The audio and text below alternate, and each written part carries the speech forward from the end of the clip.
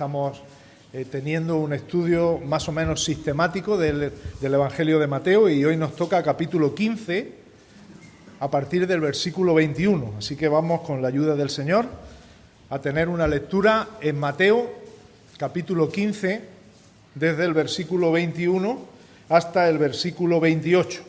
Y dice así la palabra de Dios, Mateo 15, 21, saliendo Jesús de allí, se fue a la región de Tiro y de Sidón. Y he aquí una mujer cananea que había salido de aquella región, clamaba diciéndole: Señor, Hijo de David, ten misericordia de mí. Mi hija es gravemente atormentada por un demonio. Pero Jesús no le respondió palabra. Entonces, acercándose sus discípulos, le rogaron a Jesús diciendo: despídela, pues da voces tras nosotros. Él respondiendo dijo: no soy enviado sino a las ovejas perdidas de la casa de Israel. Entonces ella vino y se postró ante Jesús diciendo: Señor, socórreme. Respondiendo Jesús dijo: no está bien tomar el pan de los hijos y echarlo a los perrillos. Y ella dijo: sí, Señor, pero aún los perrillos comen de las migajas que caen de la mesa de sus amos. Entonces, respondiendo Jesús, dijo: oh mujer, grande es tu fe, hágase contigo como quieres.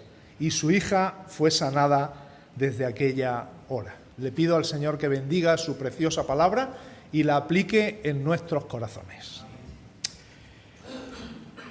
La salvación de nuestras almas es un regalo gratuito que viene de parte de Dios para aquellos que depositamos nuestra fe en Cristo.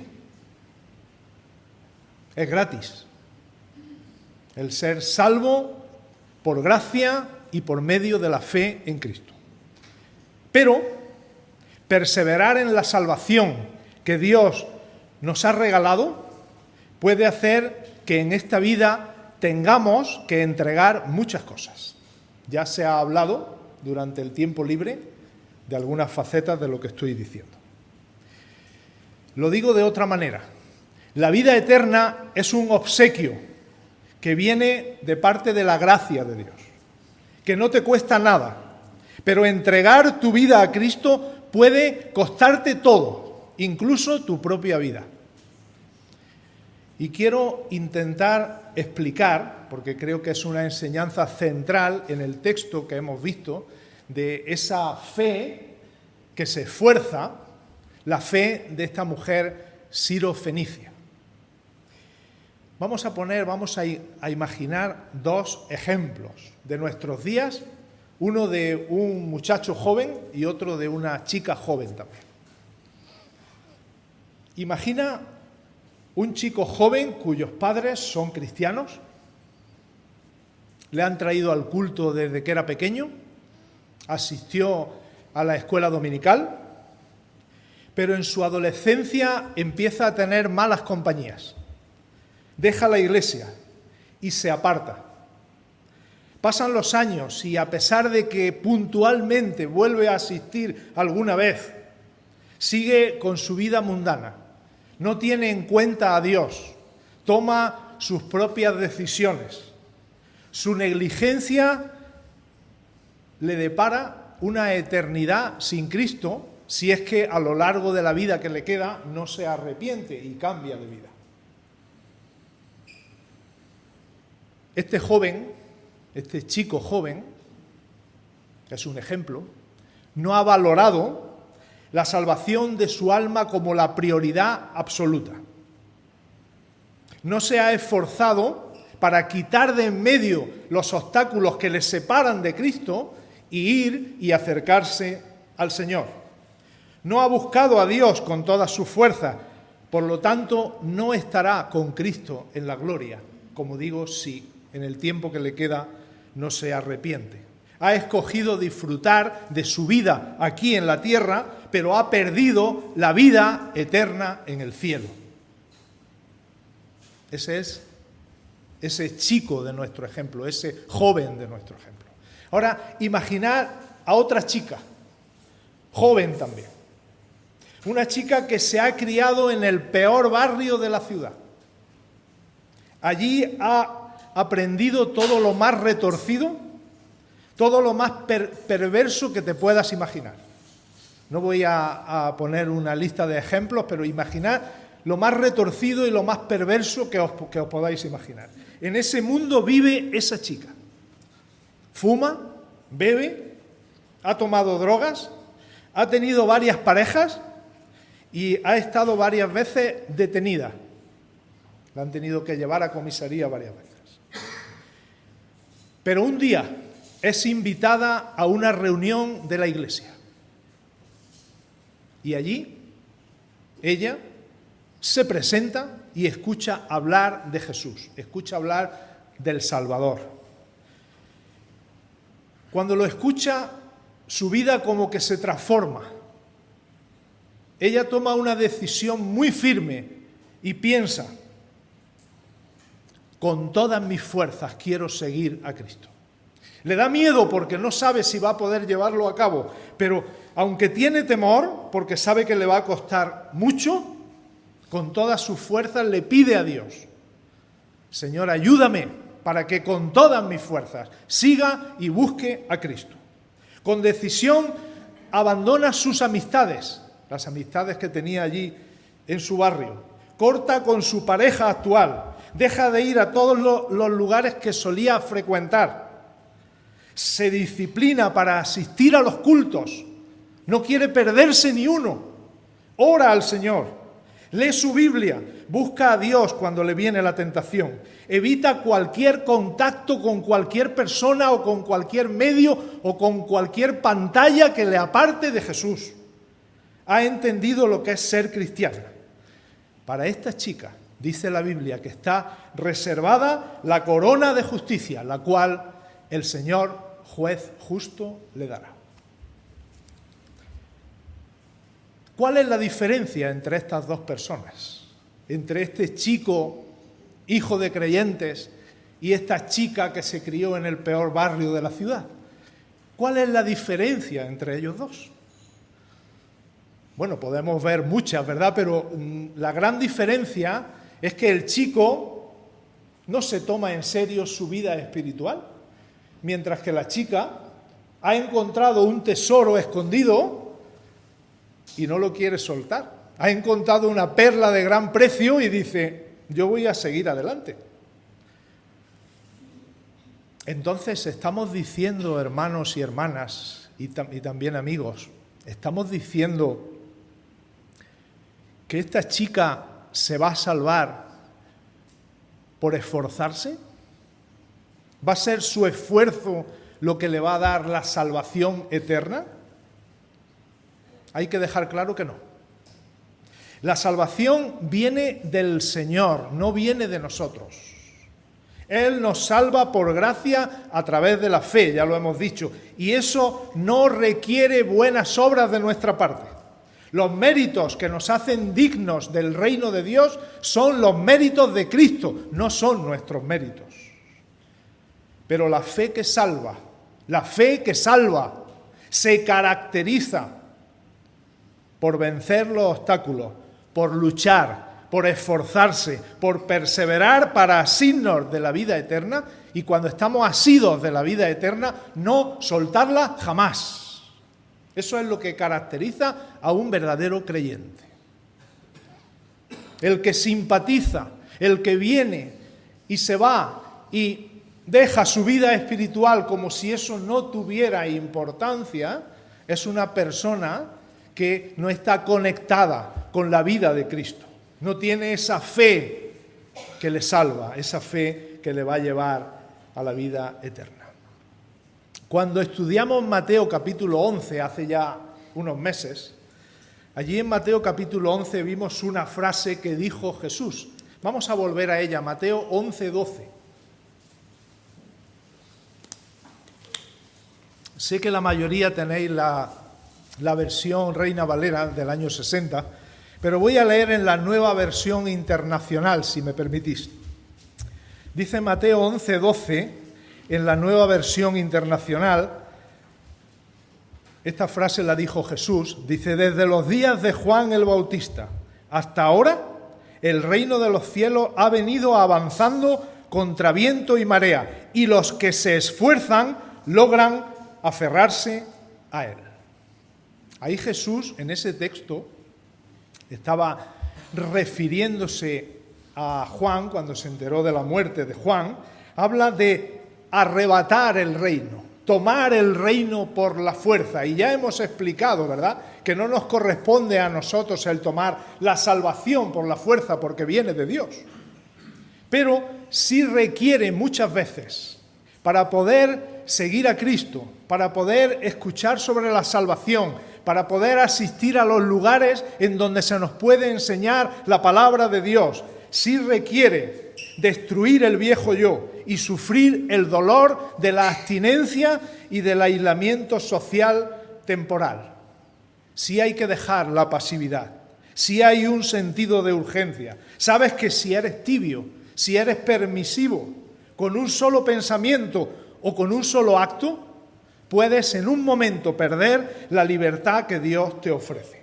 Y por eso he querido hacer esta introducción para hablar de la fe que se esfuerza en nuestra historia de hoy, la historia de la mujer siro-fenicia. La hemos leído, ¿verdad?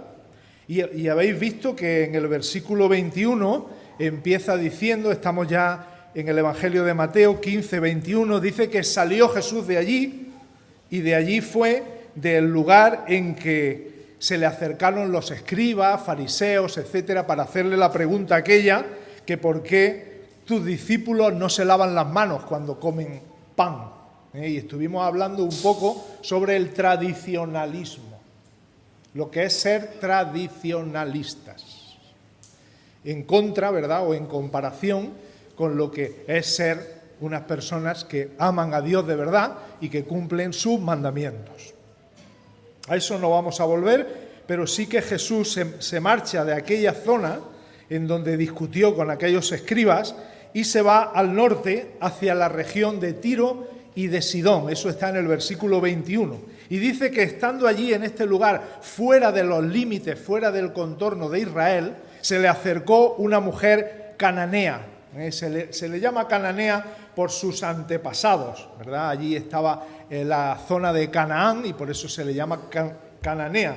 Está en una zona que ocupa el país de Siria, lo que sería hoy el Líbano, y es, como digo, al norte de Israel. Y dice que aquella mujer que había salido de aquella región clamaba a Jesús y decía, Señor, Hijo de David, ten misericordia de mí. Ella le habla, ¿verdad?, como si fuera judía. Ella no era judía, era una gentil, igual que nosotros. Pero ella le habla como si fuera judía, dirigiéndose a Jesús como el Mesías, como el Hijo de David. Una mujer que toma la decisión firmemente de dirigir su fe hacia Jesús. No le importa nada, no le da vergüenza. Es una persona insistente, es una persona tenaz, es una persona decidida porque quiere recibir el favor de Cristo y sabe hacia dónde enfocar su atención. Hacia Cristo. Mirad cómo no va a decirle a los discípulos nada. Mirad cómo no va a decirle a ninguna otra persona de las que iban con Jesús nada, sino que dirige su atención directamente, centrada, enfocada en la persona de Jesús. Porque ella sabía, de alguna manera, que Él era el único que podía sanar a su hija. Y persiste en la petición para recibir esa gracia de Dios. Esto implica un gran aprecio, no solo por su hija, por la cual quería que estuviera sana, sino también por el Señor. Un precioso, un gran aprecio para el dador de los dones, que es Cristo. Para ella cualquier otro asunto pasó a segundo plano. Ella no se preocupa ahora mismo si le duele algo o no le duele, no se preocupa si tiene hambre, si tiene sed, no se preocupa de nada más. Simplemente voy en busca de Jesús y le voy a presentar una petición. Señor, ten misericordia de mí. Mi hija está enferma, mi hija tiene un demonio. Bueno, y en ese acercamiento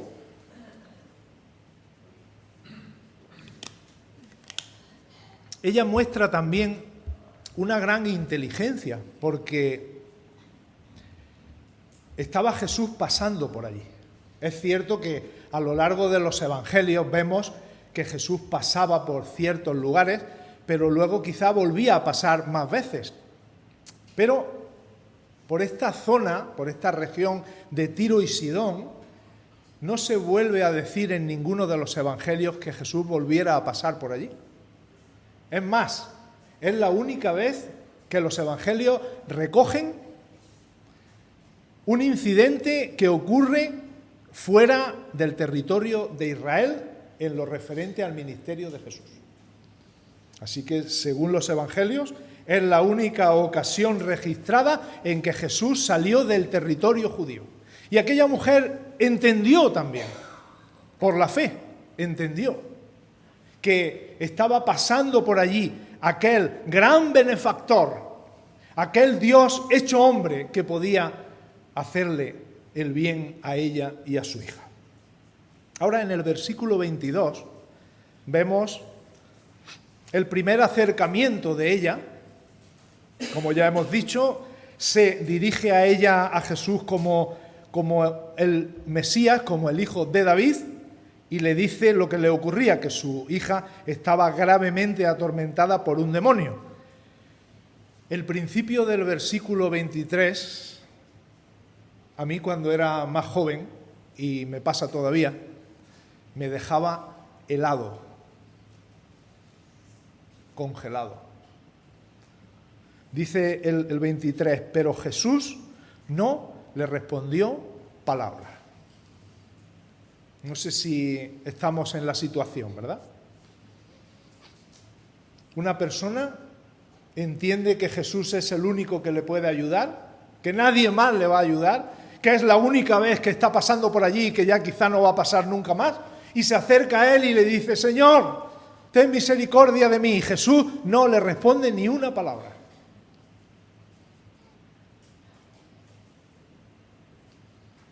Es más, la actitud de Jesús fue tan firme, siendo el Dios compasivo hecho hombre, es tan firme que hasta sus discípulos se acercan a él y le dicen, Señor, si no va a hacer nada con ella, despídela, porque va dando voces detrás de nosotros. Así que despídela, Señor. Es un estorbo, ¿verdad? Muchas veces las personas, ¿verdad?, nos pueden parecer estorbos en lugar de recipientes de la gracia de Dios. Y Jesús da otra frase en el versículo 24. Él le responde, esta frase del versículo 24, yo ya no sé si la escuchó la mujer sirofenicia o no, pero fue dirigida hacia los discípulos y Jesús no responde palabra. Ellos le dicen, despide a esta mujer, y Jesús dice, no soy enviado sino a las ovejas perdidas de la casa de Israel. Dicho de otra manera, mirad, este no es mi ministerio, esta es una mujer gentil. Yo he venido para ayudar a los judíos, pero no a los gentiles. Ese no es mi ministerio. Yo no he sido enviado para eso. Así que haced el favor de dejarme tranquilo y que ella me deje tranquilo también. No creo exactamente que eso es lo que hubiera en el corazón del Señor, porque Él sabe todas las cosas. Pero sí que había que dar una serie de pasos, había que subir una serie de escalones para que esa mujer se diera cuenta delante de quien estaba. ¿Pero pensáis que aquella mujer se desanimó? ¿Pensáis que ella dijo, bueno, me ha rechazado? Incluso los discípulos le están pidiendo que me eche ya, ¿verdad? Que me despida ya. Y él dice que ese no es su ministerio, así que bueno, pues voy a dejarlo. 25, versículo 25. El segundo acercamiento que ella hace. Ya no le viene solamente gritando, sino le dice, ella vino y se postró ante Jesús diciendo, Señor, socórreme. Aquí ya no le da el título mesiánico, sino le habla como Señor. Señor, socórreme, ayúdame, Señor. Tengo un problema, Señor, ayúdame. Y aquí Jesús ya sí habla. Antes dice que no le respondió palabra, pero ahora Jesús en el versículo 26, Él le va a responder a la mujer y le dice, no está bien tomar el pan de los hijos y echarlo a los perrillos. Aquí la palabra perrillo no es despectiva, hermanos. Nos lo traducen así para que nos demos cuenta que no está hablando de los perros inmundos, a los que se referían los judíos a veces, sino son perritos que tenemos en casa, que los domesticamos y que convivimos con ellos. En este tiempo quizá un poco menos, pero también había perrillos domésticos y hoy más, ¿verdad? Pero creo que a todos nos llega, ¿verdad?, la inteligencia para entender que no podemos quitarle el filete de pechuga de pollo a nuestro hijo y dárselo al perro, y que nuestro hijo se quede sin comer, por muy importante que sea el perro, que yo también quiero mucho a los animales. Aquí Jesús dice, mirad, es obvio, es lógico, es razonable. No le voy a quitar el pan a un hijo para dárselo a un perrito que yo tengo allí en casa. El perrito tendrá que comer de lo que sobra. Yo no sé cómo nos hubiéramos sentido nosotros si el Señor nos dice, mira, no te puedo ayudar porque yo he venido a ayudar a los hijos, a los de Israel. Yo no te puedo ayudar porque tú eres como un perrillo de casa. Ya no solo no me contestas, sino que me estás diciendo que soy un perrillo. O como un perrillo, ¿verdad? Versículo 27. El tercer acercamiento, porque ella persiste y dice, sí, yo soy una gentil. Sí, sí, Señor, pero aún los perrillos, como yo, comen de las migajas que caen de la mesa de sus amos. No sé quién le dijo a esta mujer que tenía que dar esta respuesta, pero es fabulosa. Sí, Señor, yo sé que no me lo merezco. Sé que soy una mujer gentil. Sé que tú has venido en busca de los que están perdidos en Israel. Sí, lo sé, Señor. Pero aunque yo no soy de los elegidos, no soy de tu pueblo, Señor. La mesa de la gracia de Dios tiene tanta abundancia que se derrama y de las migajas pueden comer los perritos domésticos que viven en casa.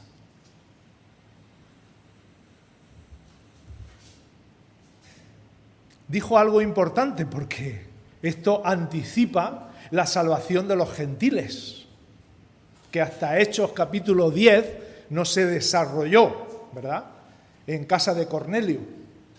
Pero ya sabéis que Jesús le dijo a Pedro, Pedro, a ti te daré las llaves del reino de los cielos. Eso no significa, como lo dibujan algunas veces, que Pedro está allí en la puerta del cielo con unas llaves colgadas al pecho, ¿verdad? Sino que él era el que iba a estar presente cuando se abriera el reino para los judíos, Hechos capítulo 2, y cuando se abriera el reino para los gentiles, Hechos capítulo 10. Para los que os gusta estudiar la Biblia también, no digáis que la primera vez que se convierte un gentil es en Hechos capítulo 10, porque el eunuco etíope en Hechos capítulo 8 ya se había convertido antes. Eso simplemente como una apreciación para los estudiosos de la Biblia. Porque a veces decimos, hasta Hechos 10, en que se abrió la puerta del reino a los gentiles. Bueno, algunos dicen para escaparse, dicen, es que pudo ser contemporáneo Hechos 10 con Hechos 8, ¿vale? Pero nosotros, como leemos la Biblia así, en Hechos 8 vemos el eunuco etíope que se convirtió por la predicación de Felipe y fue bautizado, y eso ocurrió en el tiempo, parece ser, según el relato de Lucas, antes de Hechos 10, en que Pedro se presentó en casa de Cornelio y vio la primera vez que los gentiles se convirtieron y cómo el Espíritu Santo bajó de manera evidente sobre ellos. Y dijo, y ahora estos que han recibido el Espíritu Santo igual que nosotros, ¿por qué no pueden ser bautizados? Y fueron bautizados también los gentiles en casa de Cornelio, aquel centurión romano de la compañía llamada La Italiana. Ahora, vamos otra vez a esta mujer. Un primer acercamiento, Jesús no contesta nada. Un segundo acercamiento, Jesús le dice que no puedo coger el pan de los hijos y darlo a los perrillos. Un tercer acercamiento, sí, Señor, soy un perrillo, pero nada más que con las migajas que caen de tu mesa. Me conformo, Señor. Con eso tengo suficiente, Señor. Y le dice Jesús, grande es tu fe, en el versículo 28. Qué pena para los israelitas que las dos veces que dice Jesús, grande es tu fe, una se la dice a un centurión romano y otra se la dice a una mujer gentil. Grande es tu fe. Qué importante la fe. Qué importante que los creyentes tengamos fe. Qué importante que los creyentes que hemos sido salvos por fe, vivamos por fe, hermanos. Qué importante.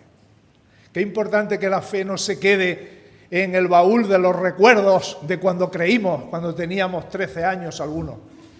Y digamos, sí, yo aquel día tuve fe, pero ahora vivo por la vista.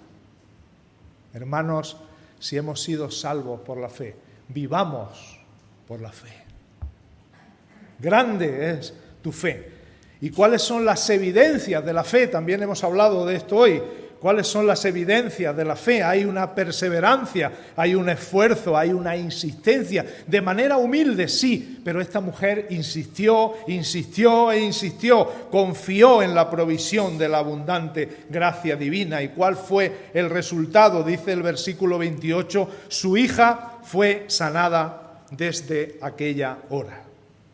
Además de su hija sanada, cuando el Señor le dice a una persona, grande es tu fe, significa que esa persona ha sido justificada por la fe, tal como dice Romanos 5:1, justificados pues por la fe tenemos paz para con Dios por medio de nuestro Señor Jesucristo. Así que la hija de esta mujer fue curada, aquel demonio salió de su hija, pero además esa persona fue incorporada al reino de Dios porque fue justificada por la fe de Cristo. La justicia de Dios en Cristo fue imputada a esa persona. Y Dios la ve justa, igual que te ve a ti y a mí, si realmente has creído en Cristo por la fe.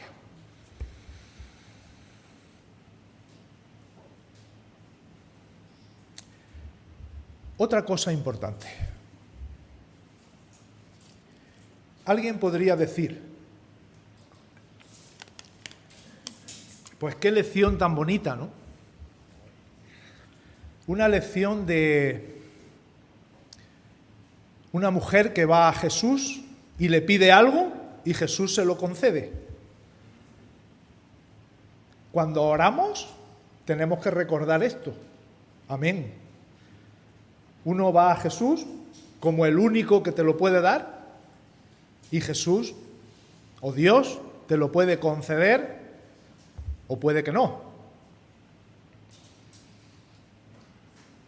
¿Es la historia de la mujer sirofenicia una lección sobre la oración solamente? Os voy a proponer algo para que cuando leamos los evangelios, ya creo que lo he dicho alguna vez, cuando leamos los evangelios, veamos en las historias de los evangelios, veamos en las parábolas que Jesús dijo en los evangelios, veamos el Evangelio. No veamos solamente lecciones morales. Ejemplo, el buen samaritano. Qué parábola tan bonita para que seamos amables y buenos con los necesitados. Amén. No hay nada que decir a eso. Jesús dijo, ve y haz tú lo mismo que hizo aquel buen samaritano que auxilió al que estaba herido. Pero ¿pensáis que es una historia moral de que debemos ayudar a los demás solamente? Las historias de los evangelios son historias del evangelio.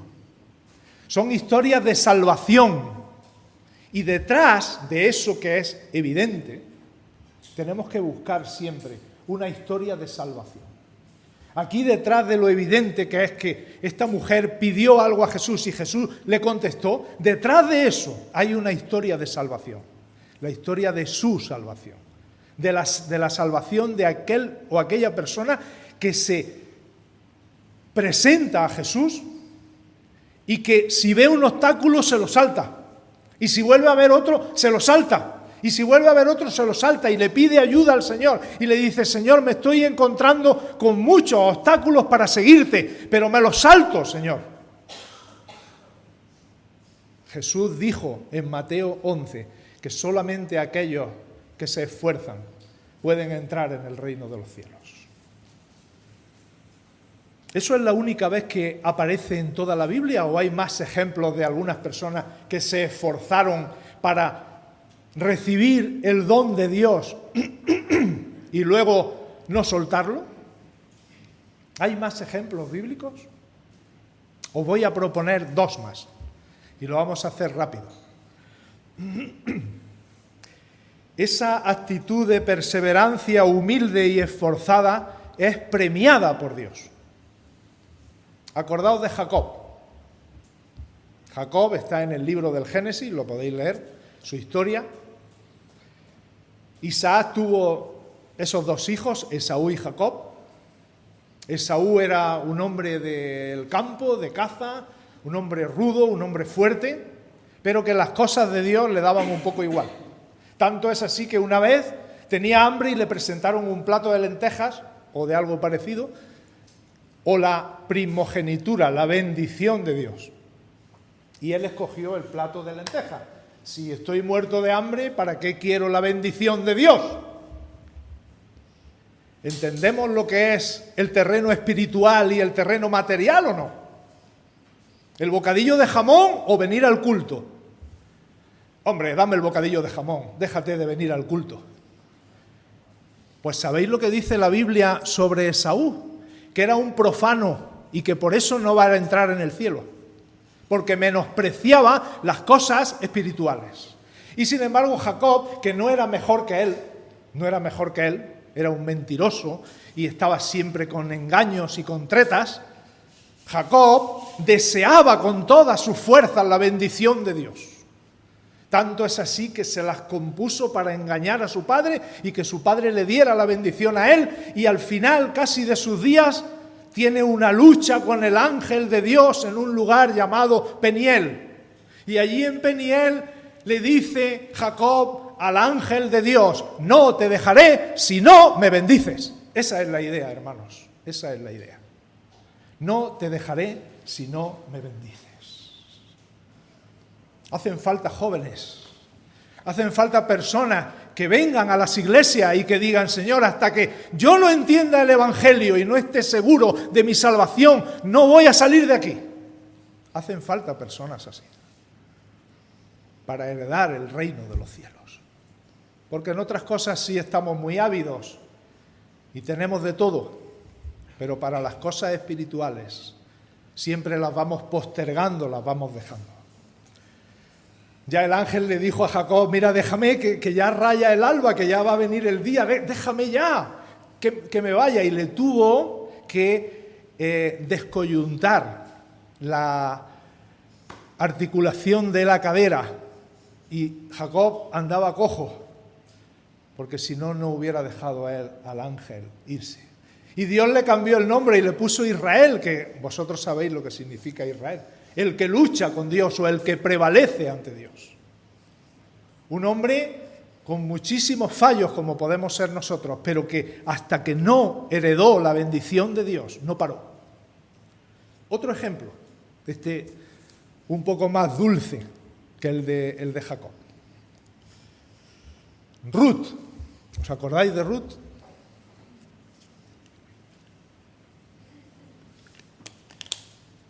Una mujer llamada Noemí sale del pueblo de Belén con su marido y con sus 2 hijos y se van a la tierra de Moab porque había mucha hambre entonces en la zona de Israel y van buscando trabajo, van buscando el poder tener el sustento diario. Y va esa mujer Noemí con sus 2 hijos y con su esposo. Cuando llega a Moab, al poco tiempo se muere su esposo y sus 2 hijos se casan con 2 mujeres moabitas de aquella zona. Y al poco tiempo no solo murió el marido, sino murieron los 2 hijos varones también. Y se queda Noemí con sus 2 nueras. No tenía una, tenía 2. Y se queda con ellas. Y les dice, ¿qué vais a hacer? Y le dicen las nueras, una se llamaba Orfa y la otra se llamaba Ruth. Y le dicen las nueras, no, nosotros nos quedamos contigo, mujer, que estás muy sola. Y le dice Ruth, vamos a ver, perdón, le dice Noemí, vamos a ver, pensad un poco, yo ya soy una mujer mayor, vosotras sois jóvenes, volveos a vuestro pueblo con vuestros padres y os casáis de nuevo, porque yo ya no puedo daros hijos para que os caséis con ellos. Y Ruth se queda pensando y Orfa se queda pensando y dice Orfa, pues sí, lo veo razonable. Porque es razonable. Lo que no es espiritual, hermanos, es razonable.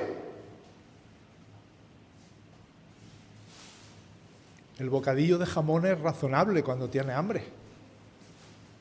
El plato de lentejas, cuando vienes del trabajo destrozado, te pega una ducha y el plato de lentejas te sabe a gloria.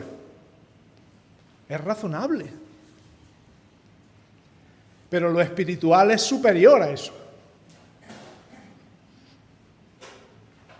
Orfa, pues sí, me voy a ir con mis padres, me busco un muchacho y me vuelvo a casar. ¿Razonable? Ruth, no me ruegues que te deje ni que me aparte de ti. A donde tú fueres, iré yo. Tu pueblo será mi pueblo y tu Dios será mi Dios. ¿Por qué? Porque amaba mucho a Noemí. También. Pero porque se había dado cuenta de que Noemí era seguidora del único Dios que puede salvar. Y por eso, mira, Noemí, me subo al tren contigo. No existía el tren, ¿verdad? Me subo al tren contigo. No me digas que te deje, no, es que yo he visto dónde está la salvación. Yo he visto un destello de la salvación y yo me agarro ahí. Y no voy a parar hasta que yo esté contigo en la tierra de Belén para que el Señor nos muestre lo que tiene que hacer con cada una de nosotras. Sabéis que cuando llegó Ruth, es una historia un poco larga que no nos podemos parar ya, pero cuando llegó Ruth a Belén junto con Noemí, Noemí llegó triste, lógicamente, ¿verdad? Porque venía sola, sin su marido y sin sus hijos. Le cambiaron hasta el nombre y todo. Pero Ruth conoció a un pariente cercano, aquel que la podía redimir, llamado Booz. Había otro más cercano, pero ese tampoco era espiritual y tampoco la quería redimir.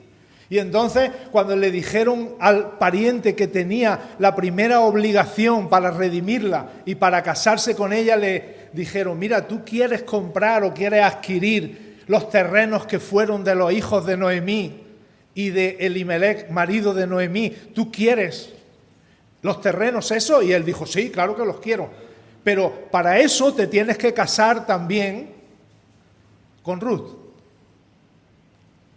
Eso ya no me gusta tanto. Y ese dijo que no. Y se quitó el zapato, era la costumbre de aquella época, y quitándose el zapato era la forma de decir, no quiero a Ruth como esposa. Y Booz dijo, sí, yo quiero a Ruth como esposa. Y le dio un hijo llamado Obed. Y Obed fue el padre de Isaí, e Isaí el padre del rey David.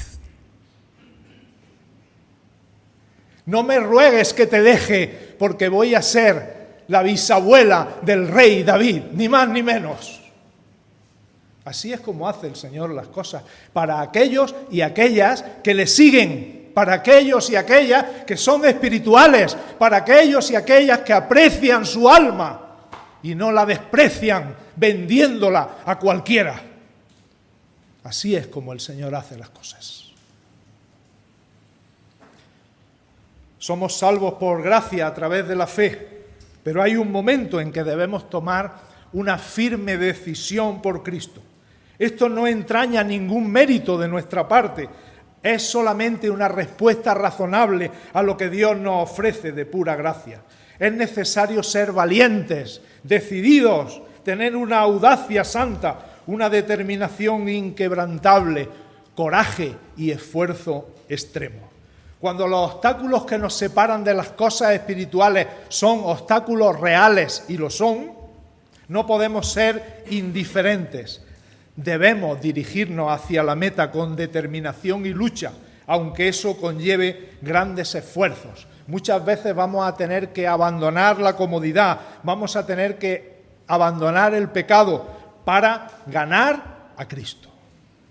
Fijaros, ahora algunos que presentan sus currículums dicen, mirad, este es todo mi currículum de lo que yo según el mundo soy. El apóstol Pablo también lo dijo en Filipenses 3. Este es mi currículum de lo que yo según el mundo soy. Y algunos lo ponen en letras grandes, ¿verdad? Para que sepa a quién va a escuchar si es un conferenciante. Pero el apóstol Pablo dijo algo importante. ¿Sabéis todo mi currículum lo que es para mí? Basura. Basura. ¿Verdad? Podríamos decir incluso palabras más fuertes que esas. Basura. Ese es el currículum mío. Basura. Para ganar a Cristo. Así que no hay más palabras. O ganas a Cristo o te aferras a lo que eres, a lo que te gusta, a tu vicio, a tu manera de ser, a tus maneras de hacer las cosas, porque yo soy así, o ganar a Cristo. La mujer sirofenicia es un ejemplo de lo que hemos oído hoy sobre el Sermón del Monte. No todo el que me dice Señor, Señor, entrará en el reino de los cielos. Es un ejemplo de pobreza de espíritu, de los que lloran, de los mansos. Esta mujer mostró la actitud que dice Jesús en Lucas cuando dice la ley y los profetas eran hasta Juan. Desde entonces el reino de Dios es anunciado y todos se esfuerzan por entrar en él. O como dice también Lucas 13, esforzaos para entrar por la puerta angosta. No dice el Señor, es fácil entrar por la puerta angosta. Esforzaos para entrar por la puerta angosta.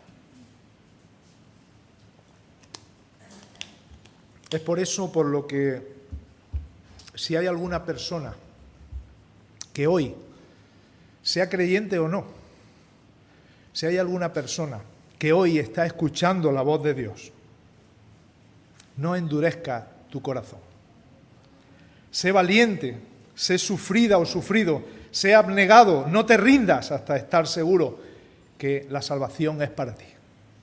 No te dejes vencer por los prejuicios, por tu estatus, por tu modus vivendi, por tu forma de vida,